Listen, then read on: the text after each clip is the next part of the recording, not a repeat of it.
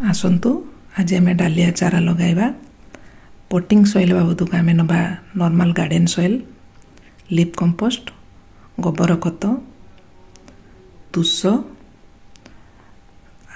Fungicide, साफ fungicide आम पाखे थिला से आम साफ फंगिसाइड 2 चामच पकईचे।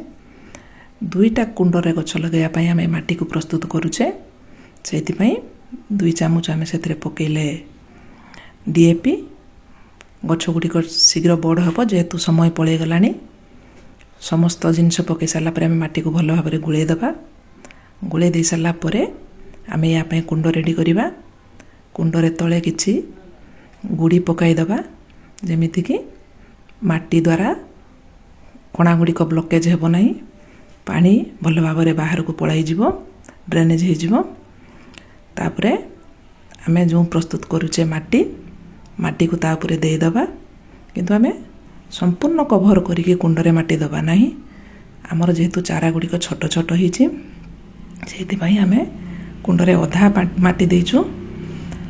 टिके बड़ हो गला पर चारा गुड़िक आम पुणी कुंड रे माटी कभर करदेबू। देले जना पड़ो जमी छोट छोट गचरे भल फूल होती। आम ए माटी को कभर कर सारापर गचरे पानी देदबा। 2टा कुंडरे आम पानी देदेलु। पत्र गुड़िक जेहेतु धूली होता टे धोई दिगला। युड़ाक सब देखुं आमर पूर्वर आम घरे तैयारी करिथिबा सब गछ ये आको 2 दिन डायरेक्ट सनलाइट रू दूर रखीदबा। 2 दिन पुणी आनिक ताको खरारे बसाइबा। देले सी यही भाया आमर जो पूर्वर गछ गुड़िक होइछि से गछ भाया गछ होइजिवो।